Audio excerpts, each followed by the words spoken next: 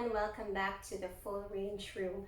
So two things we need to remember when we do our Chaturanga. Okay, chin forward and shoulders forward and down. All right, so let me just keep those two things up there. Why do we need to remember these? Because Chaturanga is a foundational asana for many yoga poses, especially most arm balances. If we notice, most arm balances incorporate these two movements. For example, Ashtavakrasana. Okay, so you're here, okay, come up, keep the chin forward, and we move the shoulders forward and down. Okay, now, we don't intentionally bend the elbows.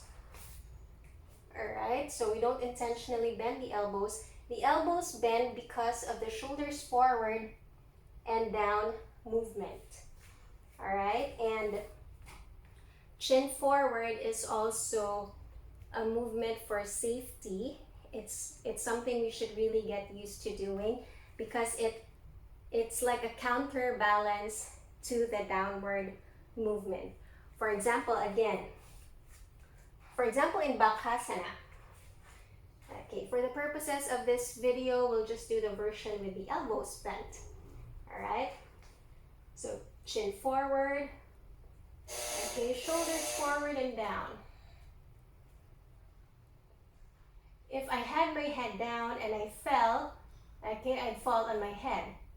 Alright, with chin forward, if I fell, I just fall safely on my feet. Important also to note that Chaturanga ends here and not in up dog. Because sometimes after Chaturanga, the next instruction is inhale plank and not necessarily up dog. Now, if we can't maintain that line from the head to the heels in Chaturanga, then we modify and do knees down, chest down. Alright, now I mentioned in the last video about wrist pain.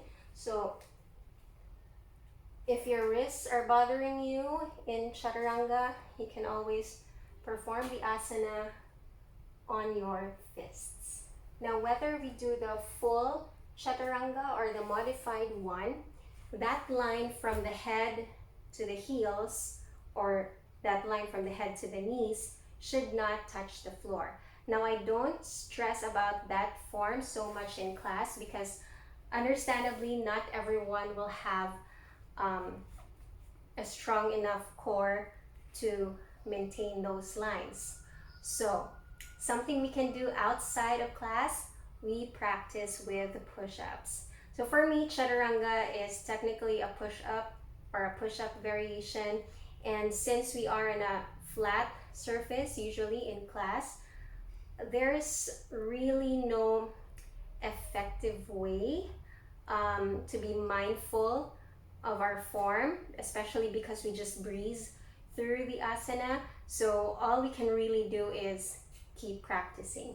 So going back, if we don't have a strong modified Chaturanga, we can practice with elevated push-ups. So if you have yoga blocks, you can put the blocks under your hands and then do your push-ups there. There are 3 different heights to choose from with the blocks. If you don't have yoga blocks, you can always use a bench or a chair or the stairs or anything that will work. And you can always do your push-ups with the knees down or not. Alright, so let me just show you on my bench here.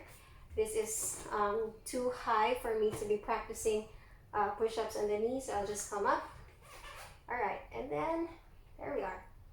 So what you just have to remember is that the more elevated our push-ups are, the easier it is. If we have to, we can do our push-ups on the wall.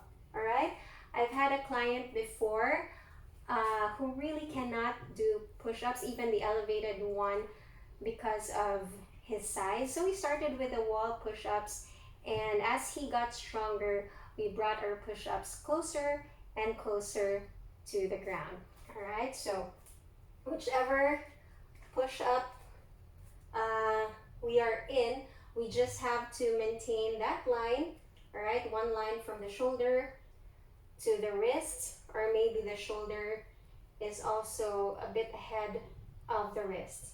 Okay, so all push-ups just look like this, all right? And of course, we maintain also that straight line from the head to the heels, or from the head to the knees if we have the knees down.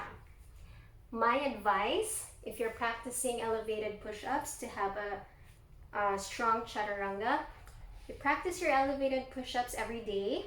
Okay, all right, 3 sets of 20 with 10 seconds of rest in between sets.